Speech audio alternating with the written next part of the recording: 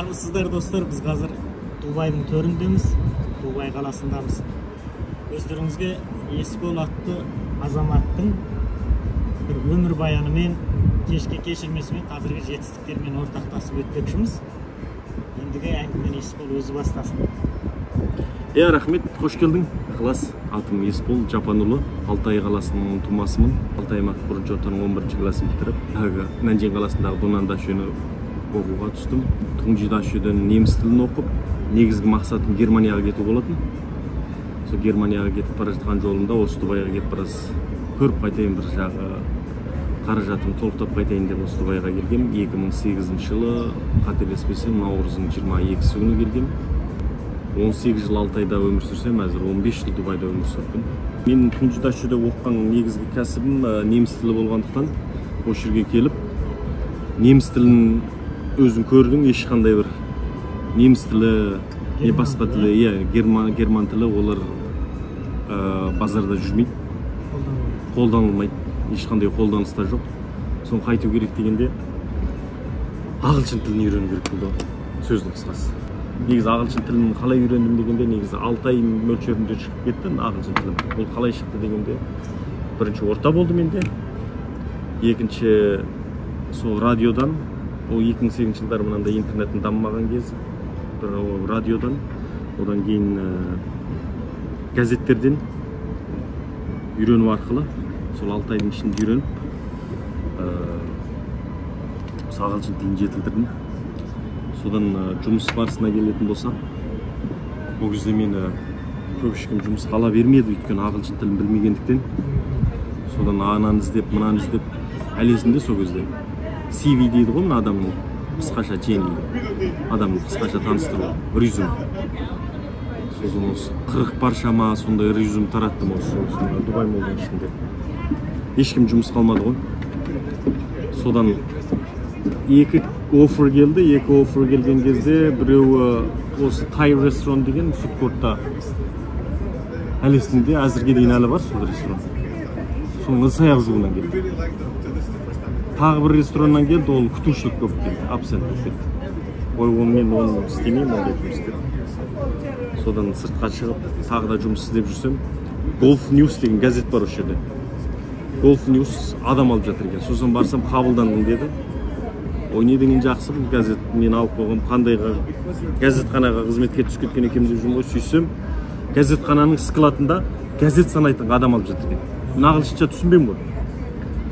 Болды, тәуекел деп, содан әйтеуір бұйырған осы талдай берген тазға жолығады деп.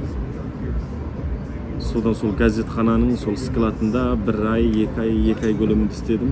Ол жерде не істейсің дегенде, сол газет санайсында 10 газетті бұлай, 10 газетті бұлай, 10 газетті бұлай саласында 30 газетті сосын мен бандл дейді анандай. Мен жіппен тартасың. Бар істейтін кәсіп осы сол. Тіл үйрендік. Басты мақсат осы жерде тұрып қалу, одан кейін тіл үйрену болды ғой. Сосын мен жаңегін істеп жүрім, кеште барам, сол газет оқимын, радио тыңдаймын, содан тіл үйреніп жүрдік. Одан кейін қарасам, оның ақшасы мардымды болмады.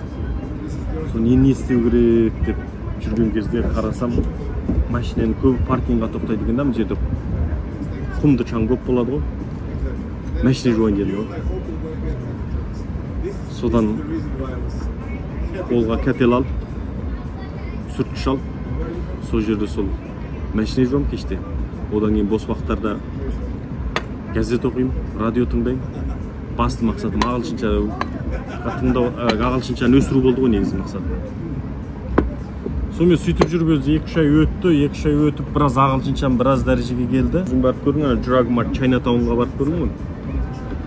Сол жерге көшіп бардым. Жаңа газетханадан шығып кеттім.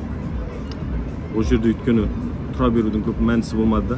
Мына адамда көп айтады ғой, ортаны өзгерту керек деп, ортаны өзгерту керек деп. Қанша уақытта өзгертті? 3 ай дегенде өзгертіп жібердім ғой. Неше жаста? 2008 жылдар сол 22 жас кезім ғой. Сіз орта іздеп жүрсіз? Иә. Басты сол орта өзгерту керек болды. Содан сол Чайнатаунға барып, ол жерге барып жұмыс істейін деп істесем, бір индиялық ойыншық сататын магазин бар екен. Сол мені жұмыс қалам деп, сол жұмыс қалды, ойыншық сатуға. Сосын ол жерге қарасам, олар негизи олардын мәдениети башка болот экен да, булар өзү. Сосын мен ол жерде ондай істеуге ортам жараспады. Сосын бәрібір келіп алды, мен Чайнатаунға не істеу керек дегенде кештерде машина жуам, күндіз сол жерде жүк тасимыз. Жүк тасыған кезде қара жұмыс, иә. Біреу сұрады да менен, чеге түсіресің ба деді. Болды түсіре салам, өзім жаңғы түсіре салам дедім ғой. Чеген ойлап тұрмын да, андай кішкене нәрселер ғой деп. Сөйтіп барсам, бір контейнердің бір бұрышында тұр екен чегелер. Осыған еді, қарасам азық ұстаған чеге екен. Сөйтсем 3 тонна чеге екен. 3 тонна чегеміз, бір қорабы 6 келіден екен да, 500 қорап екен. 500 қорап чегені түсірдім, сол кезде бар ғой, 7 сағат па 8 сағат түсірген өзім жаңғыз түсірем деп уәде беріп қойғам, сол 3 тонна чеге түсірдім осы жерде. Ең бір есімде қалған сол жүк түсірген кездерім сондай екен. Сонымен сол жерде чеге түсіріп, ана түсіріп, жүк тасып жүріп, ананы істедік, мынаны істедік. Одан кейін соның ақша жинап жүріп, содан driving license алайын дедім ғой, чопперлік кінішқаны алып алу керек болды.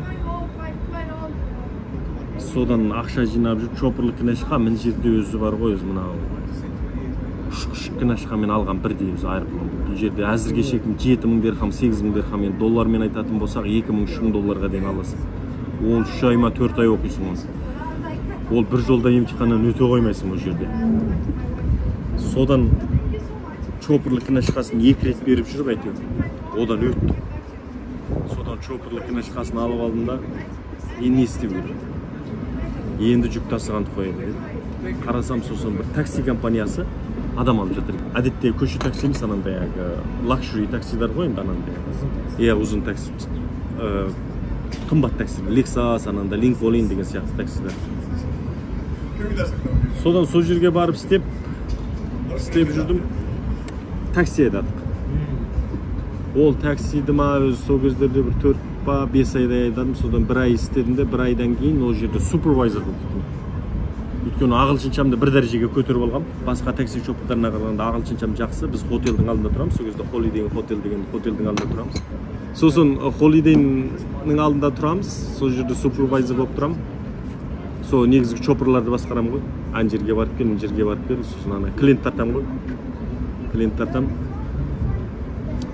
Одан өзім енді такси, ана чоппер жетіспей қалған кезде өзім такси айдаймын деген сияқты. Сол бір мезет такси айдадым. Такси айдап, содан ол жерден енді адам өсу керек болды да, жаңағы жүк тасыдым, одан біраз өстім, ағылшыншам болды, одан сәлісқа келдім, одан біраз өстім, одан бар таксиға келдім ғой. Таксида жүрдім да енді бір дәреже өсейін деп, сосын күнде газеттен жұмыс іздеймін ғой. Сосын жұмыс іздеп, ол жерде енді Дубайда өзім көрдім ғой, бір чаш алдыру деген енді 30 дирхам айналасында. Сосын ақшамды қимаймын енді, 30 дирхам деген оңай ақша емес ол кезде, 10 доллар, 8 долларға таяу ғой. Сосын чашым өсіп кеткен ғой, чашым өсіп, осы жауырымнан келіп алған бірақ. Сосын чашым күйіп жүремін сол кезде. Сосын жұмысқа қарап отырсам, біреу мотор аламыз деп жазып қойыпты. Модел аламыз деп жазып қойған ғой. Тәлейім сынақ көрмейін ба деп. Сосын әлі есімнен кетпейді. Сосын чашымды сөйтіп келістіріп тарап алдым, бір 6 айдан кезінде сол кезде бір әдем халаттарым бар болады, енді сол 6 айдан алған. Сосын джинс сымым бар, шүкір пәтеңкем бар аяғым. Сосын бір күрмем бар екен, күрмем бар киіп барсам сыртында елдің бәрі очередьте отыр екен да. ішіне бір-бірден кіргізіп жатты. Сосын көзілдірік тағып алған ғой, рас айтпақшы. Енді көзімнен шалып қойды. Сосын менің атымды шақырды ғой. Келесіз деп. Сосын барсам, сөйтсем олар профессионал мотор алып жатқан жерде. Тағы Т формасындағы сақана ғой. Арнаулы мотор жүргізіп алып жатыр екен, сол модельдарды. Сосын айтты, сен көзілдірігіңді алыпса деді, көзілдірігіңді алыпса да, қолыма бір чапан берді, жүріп өт деді ғой. Шок болғансың ғой мен. Елдер деген профессионал жүреді ана жерде. Чапан киіп қастым. Қазақи жүрді. Қазақи не, 6 айдың ана 8-ші көшесінен түскел жатқан құсап түскел жатырмын. Сосын ана жерде артында 4 адам отыр екен. Әлі есімнен кетпейді. Ана комиссия бар ғой. анандай бір қыз ұқсаған еркектер бар ғой, сондай адам екен да. Сосын маған айтты ғой, you can go out деді ғой. Сен кетіп қал деді ғой маған. Сонымен сол ол жерде ол болмады. Содан жаңа онда таксилікте болмайды екен деді. Енді өзім жұмыс істеуім керек деп. Біраз ақша жинап алғам. Сосын қарасам, ана Джунгодан көптеген туристтар келеді. Сосын бір туриста компаниясын істейтін, саяхат компаниясы ғой енді, турист компания. Саяхат компаниясын істейтін бір ағайын бар еді, сол айтты осында бізге тіл білетін, машина айдай алатын, машинесі бар. Осы Дубайдың негізгі көріністерін айтып бере алатын адам керек деді. Кетіп бара жаттым, машина жоқ қой деп кетіп бара жаттым. Бір уақытта қарасам, rent car деп тұр екен да. Барсам, машина арендаға бересіңдер ма десем, береміз ғой деп. Тұра қалды. Тәуекел дедім, маған бір күнге машина бере тұрыңдар дедім. Қандай машина аласыңдар деді. Ана Toyota'ның Previa деген 7 адамдық машинасы бар ғой. Соны алып, саяхат компаниясы жетіп бар. Ой, мен деген тіл білем. Осындай. Ой, онда жарайды екенсің сен деді. Маған 4 адам берді. Осыларды арылат. Күнің 150-де $200 береміз деді. Көзім жанып. 100 дирхамға машина ойнап алдым. Ар жағында 600 дирхамдай пайда болып тұр ғой, сонда $150 пайда болып тұр. Ой, болатын кәсіп екен деп. Содан 4 адам немелеттім. 4 адам маған жақсы баға берді. Ой, мынау негізгі кәсіптердің бәрін, осы Дубайдың негізгі жердерінің бәрін біледі екен. Бізді жақсы таныстырды деп саяхатпен. Ол кезге дейін пысық болдым. Дубайды біліп алдым. Иә, біліп алдым ғой. Ол ары бері күнде чапқылаймын ғой, мен такси деймін ғой өйткені. Дубайдың жер-жерін білемін да, сосын такси деймін ғой. Тілді де үйреніп алдым. Тілді де үйреніп алдым. Ол кезде 7-8 ай болып кеткен кез тілді де үйреніп алдым. Нөлден кәсіп бастай алмаймын дейді ғой көп адам. Сен нөлден бастапсың. Иә, нөлден бастадым ғой. Нөлден болғанда минустан бастадым ғой. Мен дым ештемем жоқ, не тілді ұқпаймын. Сол кезде бір ағайындардан қарыз алып, ақша алып келгем ғой Дубайға. Минустан бастағым ғой, нөлден емес. Сосын жаңағы компания, саяхат компаниясы ой жабыса кетті, сенің ол жақсы екен, біз саған адам беріп тұрамыз деп. Жаңағы 4 күннен кейін, ертең 4-ші күн толатын күн тағы да хабарласып тұр. Енді бізге 3 күнге керек деді. Сосын ой болды дедім, күнде ұйқы жоқ. Күні түні сол саяхатшыларды осы Дубайдың кешкі көрінісін көрсету, күндізгі көрінісін көрсету. Таңертең ерте барып аламын, түнгі сағат 12-ге дейін, 1-ге дейін жүремін, қастарында аралатып. Кейбіреу анандай бардарға барғысы келеді, бір ішімдік ішкісі келіп аралағысы келеді деген сияқты. Солардың барлығын аратып, сосын олардың барлығы емес. Содан сол саяхат компаниясымен жақсы болып қалдым да.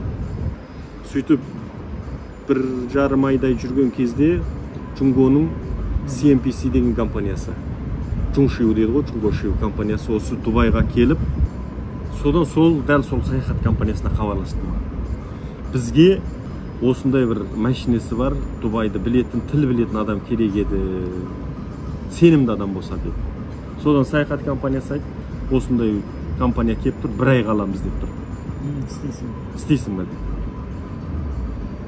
Ойбай дедім, 1 ай дейсіңдер ма, ана жерде рас 1 айға контракт қотып көрген жоқ қой, 3 күн, 4 күн, кей күнде 2 күн демалып қаласың деген сияқты жұмыс жоқ. 1 айға үздіксіз аламыз деді ғой. Ойбай істеймін дедім, бардым.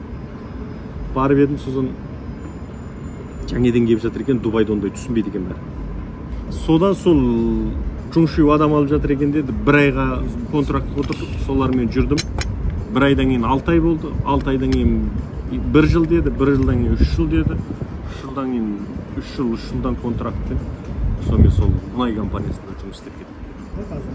Қазір енді бізде компанияда негізі істеген жұмысыңа негізі таргет дейді ғой, істеген таргетіңе қарай келеді. Негізі енді орта есеппен доллармен айтқанда сол 10,000-да 11,000 Америка долларына айналасың. Доллармен, Америка долларымен айтқанда. Демек 15 жылда бір неше жылда сондай деңгейге жетістікке жетеді? Дәл енді осы 10,000-да 11,000 долларға дегенде негізі бір 10 жыл деген көлемінде кетті ғой. Кейбіреулер келе салып сенің деңгейіңе жеткісі келеді. Иә, көп енді сол осы көп бауырларым, қарындастарым қателесетін сол. Бәрі бірден көреді да, мен осы күнімді көреді да, бәрі бірден жете сал, 15 күнде жете салғысы келеді. Мен қазақта мындай мақал бар да, қиыныш жоқ жақанда ықылас қойған адамға дейді, расында сондай. Қорықпау керек әрқандай нәрседен. Бірақ соның оппозит сайды анандай қарама-қарсы мағынасы бар. Оңайсы жоқ жақанда түк білмейтін адамға деген ұғым туады да. Көп адам келеді, оңай ойлайды өмір дегенді, бірақ өте қарапайым. Мен Дубайға келем, ақша таба салам дейді, ондай